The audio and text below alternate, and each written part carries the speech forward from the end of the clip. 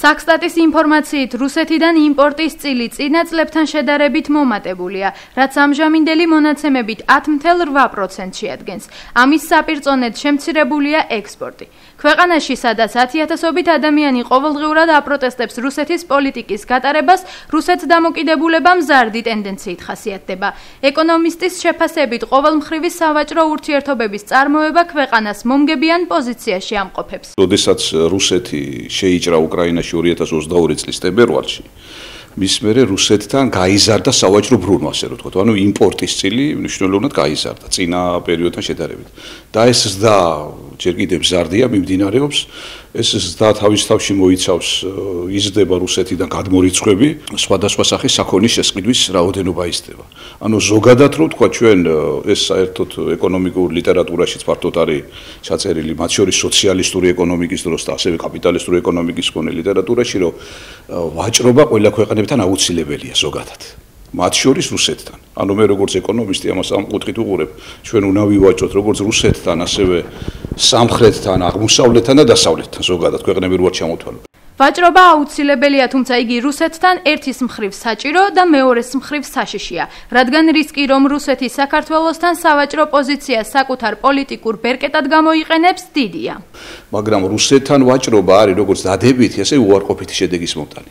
დადებითია იმ კუთხით, რომ სავაჭრო ბრუნვა იზრდება, ბიუჯეტის შემოსავლებზე დადებითად აისახება და გადასახადების წილი იზრდება მთლიან ბიუჯეტში, ხოლო უარყოფით ის არის, რომ ამ ეკონომიკურ აქტივობას და დამოკიდებულებას რუსეთი მერე პოლიტიკურ ბერკეტად იყენებს.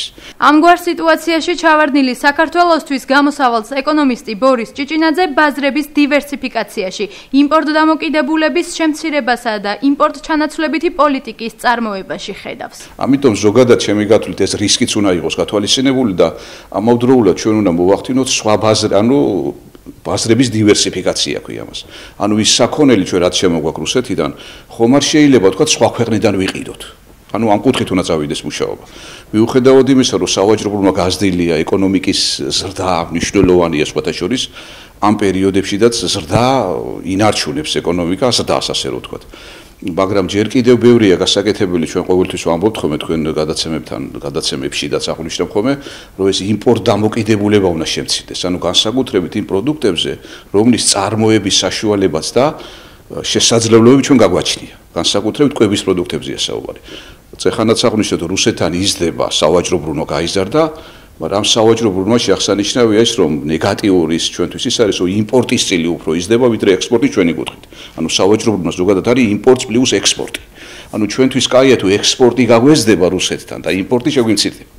ეხლა რა ხდება? იმპორტი იზრდება, ექსპორტი შედარებით ზრდა არ არის შესამჩნევი ვიდრე იმპორტი. ამიტომ მთლიანობაში ვაჭრობა კარგია, რუსეთთან, მათ შორის ევროპასთან, ამერიკასთან, ნებისმიერ ქვეყანასთან, ოღონდ უნდა ვეცადოთ, რომ იმპორტ ჩანაცვლებითი პოლიტიკა ვაწარმოოთ და ის ტენდენციები, რაც შეინიშნება ქართულ ეკონომიკაში, რომელსაც ჩვენ ეკონომიკურ სტას ვარქმევთ, იმ ზრდის შედეგად მიღებული თანხები უნდა გადავისროლოთ ისეთი პოლიტიკის საწარმოებლად, რომ განვავითაროთ დარგები, რომელიც ხელს შეუწყობს იმპორტის ჩანაცვლებას ექსპორტით ასე რომ ვთქვათ, ეს მნიშვნელოვნად დადებითია, როგორც ადგილებზე სამუშაო ადგილების გაზრდას უწყობს ხელს მთლიანობაში, ასევე დოლარზე მოთხოვნას ვიმცირებს.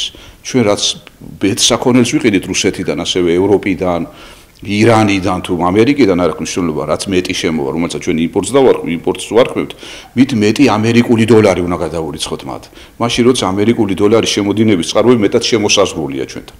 ასე რომ ვთქვათ, ამიტომ იმპორტი უნდა შევამციროთ და დოლარზე დაწოლა შევამციროთ, ასე რომ ვთქვათ.